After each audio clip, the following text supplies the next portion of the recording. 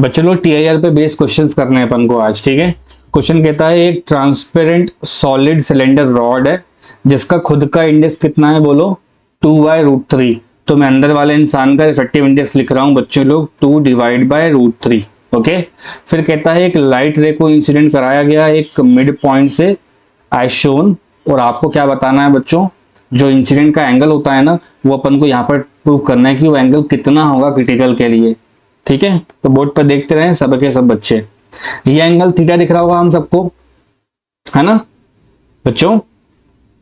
तो बाहर अगर थीटा है और अंदर वाले एंगल को मैं बोलूं कि इस तरह से कोई बात करनी है, ये जो रेड से बना है ना एंगल, उसको आर कर लो आप लोग, तो साइन पहला एंगल ये हो जाएगा और अंदर का एंगल आर हो जाएगा बच्चों। उसके बाद क्या करना है आपको, सेकेंड टाइम जब ये रिफ्लेक्ट करने जा रहा है तो देख सकते हो ग्रेस करा हुआ है, वो है मतलब क्या हो जाएगा, ये एंगल 90 डिग्री का रहेगा। बच्चों समझ रहे हो ये बात, एंगल कितने का रहेगा, 90 का रहेगा। क्लियर। तो अगर मैं फर्स्ट पॉइंट को ए बोल दूं और आप सबको बोलता हूं स्नेल्स लॉ लगा के बताइए ए पॉइंट पे, तो यहाँ पे लिखा हुआ है स्नेल्स लॉ एट ए। सबको आता है स्नेल्स लॉ लगाते हुए, तो बोलोगे हाँ सर आता है, हम ऐसे लगाते हैं। देखो साइन ऑफ थीटा दिख रहा है सभी को, divide by sine of angle R बराबर, है ना, बराबर क्या वैल्यू होनी चाहिए यहाँ पे बताओ मुझे जरा। बाहर का इफेक्टिव इंडेक्स कितना होगा बच्चों, बाहर एयर है तो N1 की वैल्यू 1 और अंदर कितना लिखा है N2, उसकी वैल्यू n है बच्चों। तो आप राइट नाउ कहां पर हो, तो बोलोगे सर जी हम लोग तो अंदर आ चुके हैं, तो हो जाएगा N2 डिवाइड बाय N1, बात खत्म। इतना इससे ज्यादा मत सोचा करो बच्चों, बड़ी इजी बातें हैं। कोई दिक्कत, बोलोगे सर नहीं है। N2 कितना हो गया, तो बोलोगे n, ये कितना हो जाएगा 1। तो यहां मैं लिख देता हूं साइन थीटा इक्वल्स टू, ये हो जाएगा साइन आर, हो जाएगा ना बच्चों, टाइम्स n। इसको यहीं पे छोड़ देते हैं अपन, क्वेश्चन को इसको यहीं पे अपन फिलहाल के लिए छोड़ देते हैं। What is refractive index here, hello बच्चों, what is refractive index here, question में देख के बताओ n कितना है, 2/√3। तो ये हो जाएगा थीटा बराबर, मान लो मैं यहाँ पे लिख दूं साइन थीटा, ठीक है, और ये हो जाएगा साइन आर, और ये हो जाएगा 2/√3। इतना आया बच्चों समझ में, आई गेस सबको आ गया होगा समझ में, है ना बच्चों। वैसे ही यहाँ पे अगर मान लो थीटा पूछता है तो साइन को उधर लेके जाना होगा, और ये हो जाएगा साइन इनवर्स ब्रैकेट के अंदर साइन आर, और ये हो जाएगा 2/√3। इज दिस क्लियर स्टूडेंट्स, सबको आया समझ में। अब बोलोगे सर इसमें तो कोई ऑप्शन मार्क हो नहीं रहा हमारा, तो उसके लिए क्या करना पड़ेगा अपन को, सेकंड पॉइंट जो दिख रहा है आपको बी वाला पॉइंट, वहां पे सारे 12th के बच्चे अपने TIR लगा के देख लो, क्या लगेगा वहां पे TIR के फॉर्म में बच्चों, बोलना जरा मुझे आंसर, सबके सब बोलो आंसर। अगर ये आर है, एक ट्रायंगल अंदर अंदर बन जाएगा इस तरह से, इसको आप 90 डिग्री बोलना, तो ऊपर वाला अपने आप कितने का एंगल हो जाएगा, एंगल बोलो 90 माइनस आर का हो जाएगा। लगा लो वहां पे TIR, कैसे लगाते हैं बच्चों TIR, sine of IC equals to 1/n, सुना होगा सबने, हेलो बच्चा लोग, sign IC equals to 1/n सुना होगा ना। तो ये हो जाएगा साइन IC का मतलब हो जाएगा 90 माइनस आर, और यहां हो जाएगा 1/n। साइन 90 माइनस आर कितना होता है, तो बोलोगे सर साइन 90 माइनस थीटा होता है कॉस थीटा, तो मैं लिख देता हूं साइन 90 माइनस आर और कॉस आर हो जाएगा, और ये हो जाएगा 1/n। तो इसको ऐसे भी सॉल्व किया जा सकता है, आप समझ रहे हो। तो कॉस आर का टर्म हो जाएगा, यहां आ जाएगा बच्चों 2/√3। ये इस तरह से हो सकता है, अगर मान लो इस फॉर्म में क्वेश्चन पूछता, हाल फिलहाल के लिए तो वो ये दे रहा है, ऑप्शन को टाइप करने में थोड़ा सा वहां पे मिस्टेक हुआ है कहीं पर, तो ये हो जाएगा बच्चों पहला ऑप्शन आप देखो, उसके बाद ऐसा लिख लो साइन इनवर्स, ये आंसर होना चाहिए हमारा, साइन इनवर्स ब्रैकेट के अंदर क्या लिखा हुआ है बोलो, साइन आर, ये लिखा है 2/√3। ठीक है, this is the value of theta. Doubt तो नहीं है बच्चों, डाउट तो नहीं है बच्चों? इस पर्टिकुलर क्वेश्चन में कहता है व्हाइट लाइट ना इंसिडेंट करता है किसी इंटरफेस पे और ग्लास एयर है, ठीक है। तो ग्लास से एयर का मतलब पक्की बात है कि लाइट कहां से कहां जा रहा है, तो बोलोगे सर जी डेंसर से कहां जा रहा है, और रेयर पे जा रहा है। और व्हाइट लाइट के बारे में 10th में बताया जाता है, व्हाइट लाइट में सातों के सातों कलर्स होते हैं। मतलब समझ लो एक रोड है और 7 बाइक्स वहां से निकल के जा रहे हैं। तो कहने का मतलब ये है सर का कि ये सीधे स्ट्रेट पाथ से थोड़ा ना निकल जाएगा। अब ना अलग अलग जो कंपोनेंट है कलर का वो अपने अपने हिसाब से बेंड होगा। मैं आपको बताता हूँ कैसे बेंड करता है कोई इंसान, है ना बच्चों। देखो, सिंस वी नो दैट, ये इसका सोल्यूशन है, बोर्ड पे देखते रहिए। Since we know that from refractive index that refractive index is inversely proportional to wavelength, और वेवलेंथ रेड का किससे ज्यादा होता है बच्चों? वॉयलेट से।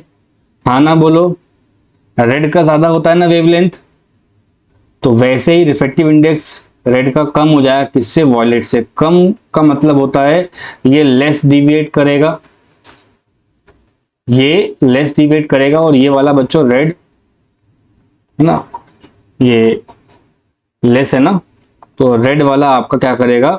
लेस डिविएट करेगा। और वॉयलेट वाला बच्चा लोग बोलो ज्यादा डिविएट करेगा।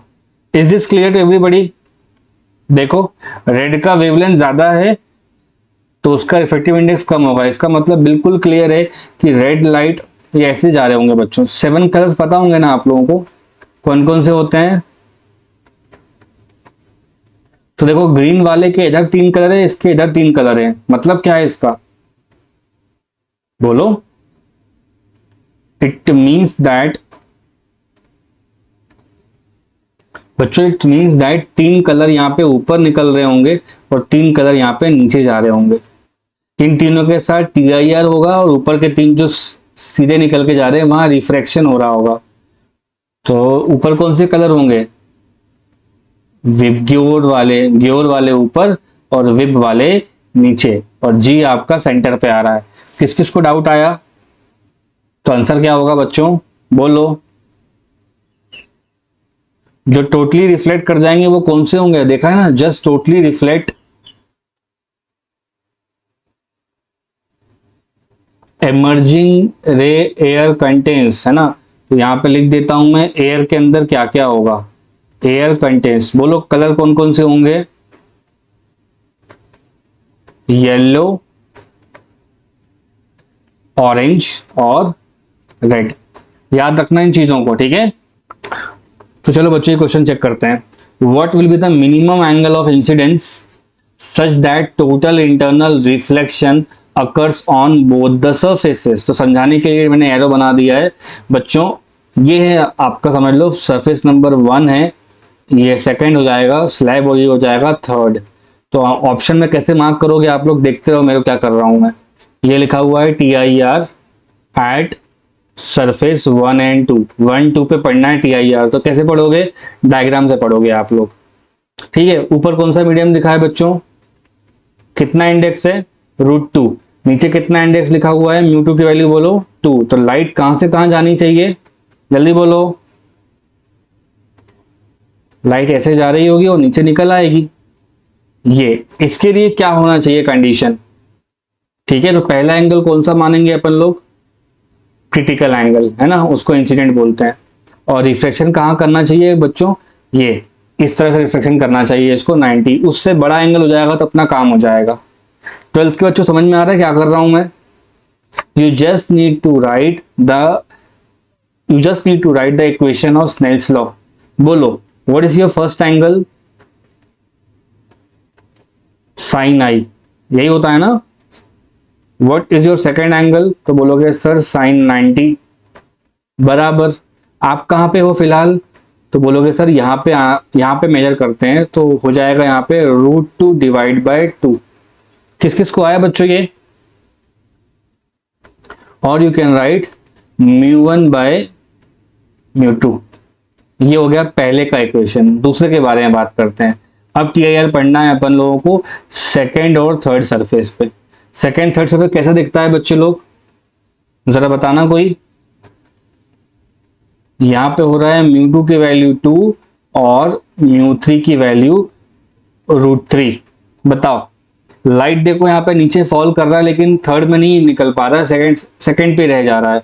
तो कहने का मतलब सर का ये है कि अगर लाइट इस तरह फॉल करता है तो ये 90 पे चला जाएगा, और थोड़ा बढ़ाएंगे तो अंदर निकल जाएगा, ये ऐसे करके। ठीक है, तो चलो यहाँ पे बता दो मुझे आंसर कितना होना चाहिए। Anybody in the classroom, first angle कौन सा होगा? साइन आई। दूसरा एंगल कौन सा होगा? साइन 90। आप कहां पे रहोगे? इस मीडियम में, तो क्या हो जाएगा? √3 डिवाइड बाई 2। कहने का मतलब है म्यू3 बाय म्यू2। ये है कंडीशन बच्चों अपनी पढ़ने के लिए। ठीक, अब ये कॉमन कंडीशन पूछ रहा है, तो साइन 90 को तुम लोग हटा दो। पहली बात तो ये है बच्चों, साइन 90 को हटा दो तो एक जगह आ रहा है आंसर √2/2 और एक जगह कितना आ रहा है? √3/2। तो कौन सी वैल्यू बड़ी होगी इसमें से?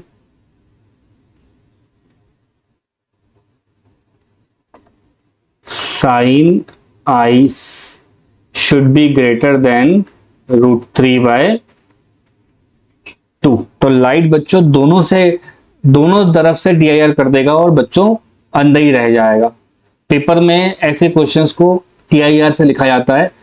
TIR लिखने का शॉर्टकट मेथड होता है, साइन IC लिखते हैं बच्चों और 1/n लिखते हैं।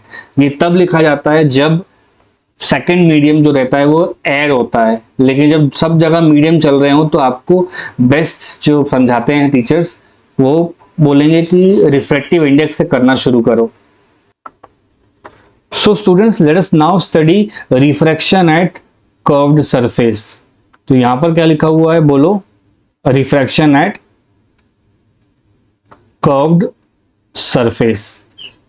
कहने का मतलब ये है कि इसी से आपका आगे का लेंस वगैरह बनाए जाएंगे, क्योंकि हम लेंस देखते हैं तो वो दोनों साइड से बच्चों कर्व सरफेस के होते हैं। तो बहुत इंपॉर्टेंट पार्ट है कि सर अपन को ये समझा दे कि पहले कर्व सरफेस कैसे होता है रिफ्रैक्शन। अब तक के लेक्चर्स में बच्चों आपको ये सिखाया गया है कि एक इंटरफेस होता है जो कि प्लेन नेचर का होता है। राइट और रॉन्ग? इधर पे अपन n1 लिखते हैं, इधर पे अपन n2 लिखते हैं, डिपेंडिंग अपॉन n1 n2 का क्या हिसाब किताब है।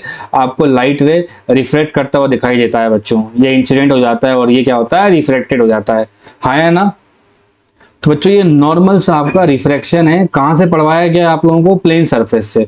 अब ये जो सरफेस पे इंसिडेंट करता है ना, यही सरफेस बच्चों प्लेन की जगह पे क्या हो जाएगी? बोलो? Curved. And then you will start understanding what exactly curved surface पे क्या चल रहा है। चलो नेक्स्ट पेज पे चलते हैं और ट्राई करते हैं इसको कैसे पढ़ा जाएगा। बच्चों ये रहा आप लोगों का एक कर्व सरफेस, ध्यान दें सब लोग। कर्व सरफेस, ठीक है। इस कर्व सरफेस में सबसे पहले तो मैं क्या करूंगा? एक नॉर्मल जैसा कुछ बना लूंगा। ठीक है, बन जाएगा बच्चों। ये कर्व सरफेस राइट साइड में बंद हो रही है, इसका मतलब बिल्कुल क्लियर है कि राइट साइड में कहीं ना कहीं हमको एक पॉइंट बनाना पड़ेगा, जिस पर्टिकुलर पॉइंट पे मैं बोलूंगा कि यहाँ पे आएगा सेंटर ऑफ इसका कर्वेचर का सेंटर आ जाएगा बच्चों, और वहां तक की जो डिस्टेंस होती है उसको बच्चों अपन R बोलते हैं। ऑफ कोर्स बच्चों राइट साइड बंद हो रहा है और क्या दिक्कत है आप लोगों को? कहने का मतलब है बाहर n1 कर लेते हैं और यहाँ पर n2 कर लेते हैं। ठीक, n2 को ग्रेटर देन n1 बना दिया है मैंने और पहले ही जानबूझ के ऐसा काम कर लिया है। कहने का मतलब है ये हो जाएगा denser and this is your बोलो रेरर। मान लो बच्चों 2 मिनट के लिए कि ऑब्जेक्ट यहां कहीं रखा है, पॉइंट ऑब्जेक्ट। तो ऑब्जेक्ट से कितने रेज निकल सकते हैं? तो बोलोगे सर ढेर सारे रेज निकल सकते हैं ऐसे करके कहीं सी भी डायरेक्शन में। तो हमें कुछ नहीं करना है, हमें इतने रेज से कोई काम थोड़ी है, हमें तो बस 2 रेज से मतलब होता है। एक रेस कहीं पॉइंट पे भेज दो ऐसे करके, और एक रेस को बच्चों सीधे सामने गिरा दो, हो जाएगा इतना। जो सीधे सामने जाएगा बच्चों सीधे ही निकल जाएगा आफ्टर रिफ्रैक्शन, जो कोई चेंज नहीं कर सकता। और जो इस पॉइंट पर जाएगा उस पॉइंट पर सबसे पहले बच्चों आपका एक टेंजेंट बनेगा। ये मैंने बना दिया टेंजेंट। उस टेंजेंट से परपेंडिकुलर जब बनेगा तो नॉर्मल कहलाएगा।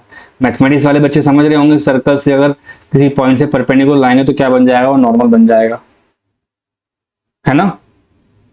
अब मुझे बताओ, कभी कोई लाइट रे अगर रेरर से डेंसर मीडियम में जाती है तो क्या होता है? How do you justify it? अगर कोई लाइट रे रेयर से डेंसर मीडियम में जाता है तो क्या होता है बच्चों?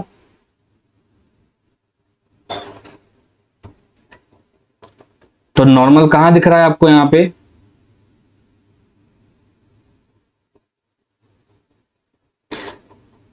Let me draw this again, ठीक है बच्चे लोग, ये आपके पास एक कर्व सरफेस है और ये मेरा एक एक्सियल लाइन हो जाएगा।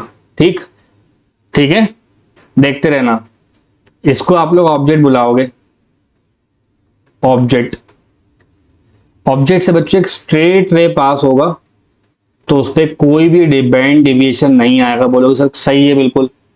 जिस पॉइंट पे अपन बैठते हैं उस पॉइंट से बच्चों, ये सेंटर ऑफ कर्वेचर बच्चों, सर्कल का सेंटर है ये।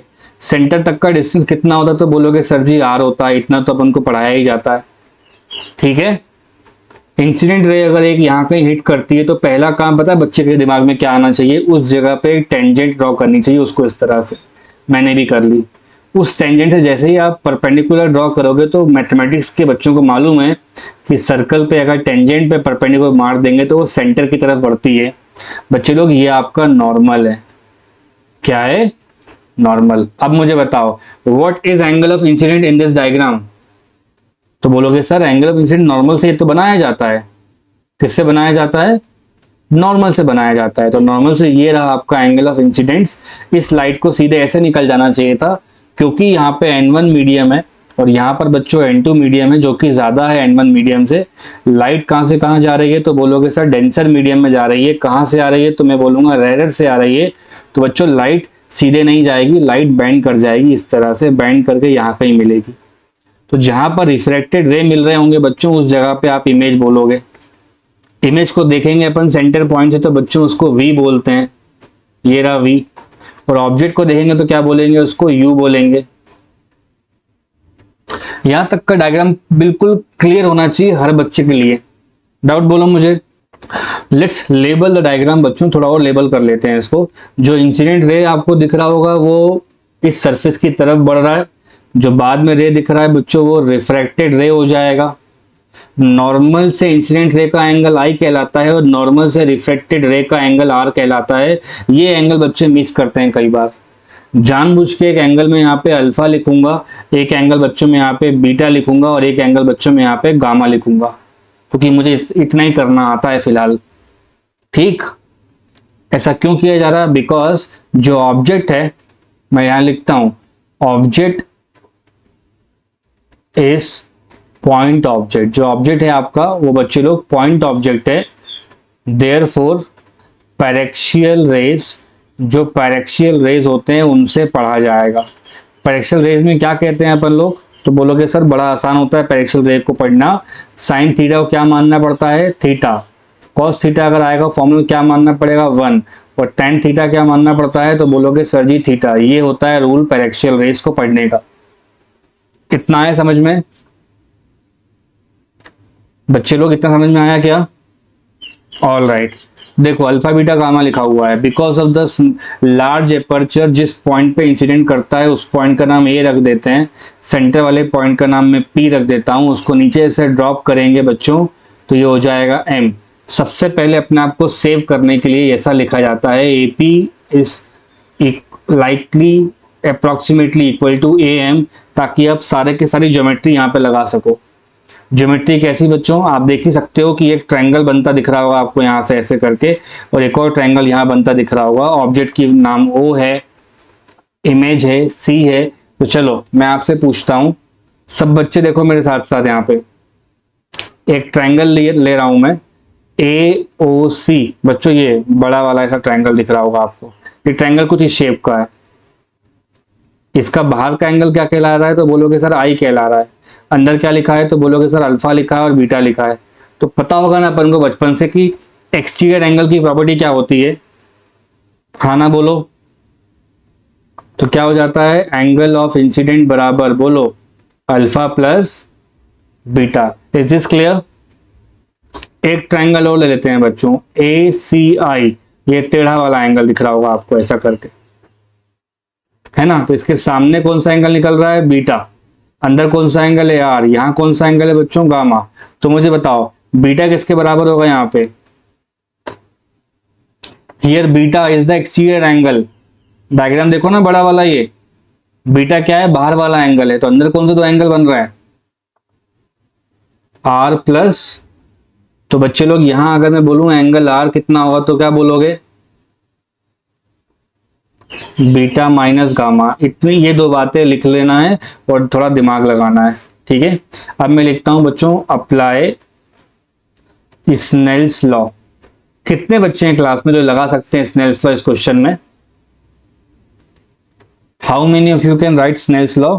सबसे आसान होता है भाई। बाहर मीडियम का नाम क्या है, N1। एंगल कितना है, I। तो क्या हो जाएगा, बोलो, N1 इंटू साइन आई बराबर, इधर क्या मीडियम का नाम है N2 और एंगल का नाम क्या है बच्चों R। तो क्या हो जाएगा N2 इंटू साइन आर। क्योंकि पैरेक्सियल रेज है तो हो जाएगा N1 इंटू आई बराबर N2 इंटू आर। ये है अपना इस पेज का इंपॉर्टेंट लाइन। बोलो, N1 इंटू आई बराबर N2 into r. Am I clear to everybody students? N1I बराबर N2R। अब फटाफट अपन इसके बारे में, ट्रिग्नोमेट्री के बारे में कुछ बातें करते हैं and then we'll move further, ठीक है। चलो नेक्स्ट पेज पे देखते हैं। और एक ट्रायंगल दिख रहा होगा आपको, ये अल्फा वाला ट्रायंगल, ठीक है। तो मैं अगर आप सबसे बोलूं बच्चों tan अल्फा कितना होगा, तो बोलोगे सर tan अल्फा को अल्फा कर लीजिए और वो हो जाएगा AM/U। देखो ढंग से, ये रहा आपके पास एक ट्रायंगल जिसका परपेंडिकुलर कितना है बच्चों, AM, और नीचे क्या लिखा हुआ है, U। सिमिलरली tan बीटा कितना हो जाएगा, तो बोलोगे AM बाय कितना हो जाएगा, AM बाय R। तो नेक्स्ट पेज पे लिख देता हूं मैं, tan beta equals to beta कितना हो जाएगा वो, AM बाय R। सिमिलरली बच्चों tan गामा कितना हो जाएगा, इसको गामा बोलेंगे, ये हो जाएगा AM divide by V। Question देख लो ना आप लोग क्या कह रहा है टीचर, यहाँ पे देखो, गामा की वैल्यू सामने AM लिखा होगा, नीचे क्या हो जाएगा V, मतलब फाइनल इमेज मुझे वहां पे मिल रही है। ये है बच्चों इमेज की लोकेशन, ठीक। आगे बढ़ते हैं। स्नेल्स लॉ से क्या मिल रहा है अपन को, N1 इंटू आई बराबर N2 इंटू आर, ठीक है। तो N1 आई की वैल्यू क्या हो जाएगी, पेज टर्न करके पूछता हूं, what is i, alpha plus beta, what is r, beta minus gamma. So I can write directly as, बोलो बच्चे लोग, अल्फा प्लस बीटा और ये हो जाएगा N2 बीटा माइनस गामा। ऊपर लिखना पड़ेगा ऑन सब्स्टिट्यूटिंग। स्टूडेंट समझ में आ रहा है इतना? लेफ्ट साइड पे तीन वैल्यूज दे रखी हैं, उनके बारे में बता दो फटाफट। N1 इक्वल टू अल्फा की वैल्यू कितनी हो जाएगी, AM/U। बीटा कितना है, AM/R। ये हो जाएगा N2, बीटा वापस से कितना हो जाएगा, AM/R माइनस, बोलते जाइए। किस किस को आया बच्चों समझ में ये, 12th क्लास? तो बच्चों यहां से आपने N1 को मल्टीप्लाई कर लिया, N1/U, N1/R, N2/R, N2/V हो गया। अब नेगेटिव वाले को प्लस साइड लेके आ जाओ। तो जानबूझ के ऐसा कर रहा हूं मैं, the reason behind doing these things is, ये हो जाएगा N2/V प्लस N1/U। ये N2 वाले को बच्चों इधर लाया हूं मैं, और यहाँ हो जाएगा N2 minus N1 whole divide by R। ऐसा लाना बहुत जरूरी है अपन को, ठीक है। ये टर्म यहाँ आएगी तो क्या हो जाएगी, माइनस की हो जाएगी, और ये टर्म यहाँ आएगी तो क्या हो जाएगी, प्लस की हो जाएगी। समझ में आया क्या? अब मैं यहाँ लिखने जा रहा हूं यूजिंग, देखना सब, यूजिंग साइन, बोलो बच्चा लोग, साइन कन्वेंशंस। साइन कन्वेंशन में क्या क्या सीखा अपन ने, चलते हैं डायग्राम की तरफ। What is the direction of incident rays, तो राइट साइड में होता है इंसिडेंट का डायरेक्शन बच्चों, तो उसके साथ जो कैलकुलेट करेंगे वो क्या हो जाएंगे, प्लस वाले। तो आर आपका प्लस हो जाएगा, वी आपका प्लस हो जाएगा, लेकिन जो यू होगा बच्चों माइनस कहलाएगा, बिकॉज आप पोल पर बैठ के बैकवर्ड काउंट कर रहे हो। Is this clear to everybody? तो जो आर है बच्चों वो प्लस का रहेगा, जो वी है बच्चों वो प्लस का रहेगा, लेकिन जो u है वह नेगेटिव का हो जाएगा। ये दिमाग चलाना है अपन को, बस इससे ज्यादा मत सोचो। तो मैं यही कर देता हूं बच्चों, v कैसा है हमारा, प्लस का, u कैसा हो जाएगा, माइनस का, r कैसा हो जाएगा, प्लस का। तो ढंग से लिख लो इसको, N two by v minus N one by u बराबर बोलते जाओ N two my N one divide by, याद रहेगा ये फॉर्मूला अपन को हमेशा से, ये होता है रिफ्रैक्शन एट कर्व सरफेस। काम खत्म। रिफ्रैक्शन एट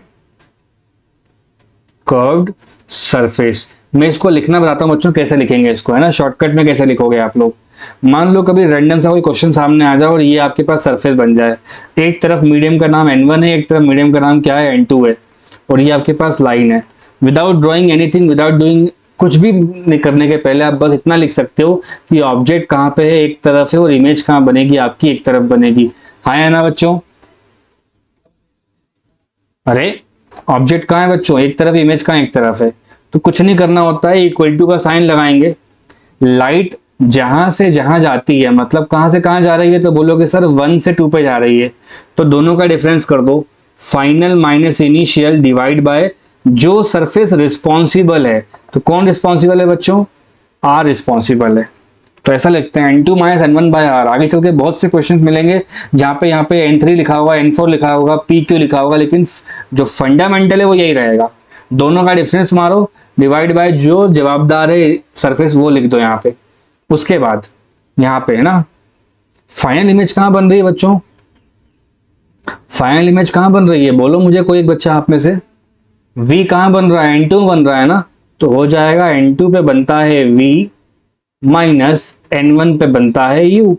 तो देखो n1 लिखा है और इतनी बड़ी बार लगी है और नीचे u लिखा हुआ है, तो वही तो यहाँ लिखा हुआ है n1 बाय u, और यहाँ क्या लिखा है n2, और ये बार बनी हुई है और नीचे v लिखा हुआ है। तो यही आपका फॉर्मूला होता है, और मैं उम्मीद करता हूं कि मेरे पूरे बच्चों को ये याद हो गया होगा। ये होता है रिफ्रैक्शन का इक्वेशन। आगे जाके 10 बार लगेगा, ये कल के जब पढ़ाऊंगा ना आपको न्यूमेरिकल या लेंस मेकर फॉर्मूला, तो बार बार लगेगा, आप अभी याद कर लो।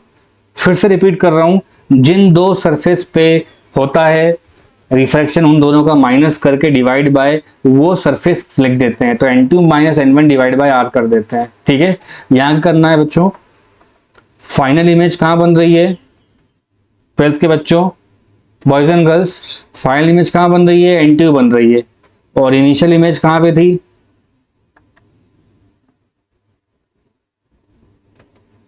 कहां पे थी इनिशियल इमेज? n1 पे। तो फाइनल जो इमेज बन रही है बच्चों वो n2 पे। तो कुछ ना कुछ फॉर्मूले को ना शॉर्टकट में हैक करके पढ़ाते ही टीचर्स, ये मुझे सही लगता है ऐसा बताना, है ना। दोनों का डिफरेंस मारो, डिवाइड बाय r कर दो, और इन दोनों को माइनस करना है। याद रखना हम यहाँ पे साइन कन्वेंशंस लगा चुके हैं, नहीं लगाओगे तो बीच में प्लस साइन रहेगा और क्वेश्चन बिगड़ जाएगा आपका। और आप तो जानते ही हो कि मिरर और लेंस के चैप्टर्स में प्लस माइनस कितना बड़ा रोल प्ले करते हैं, पूरा आंसर अपना सही और गलत हो सकता है उससे। तो ये चीज दिमाग में रखें अपन, और अपने को बहुत बेनिफिट मिलेगा आगे चल के। बच्चों याद रहेगा ये सब अपन को? All right.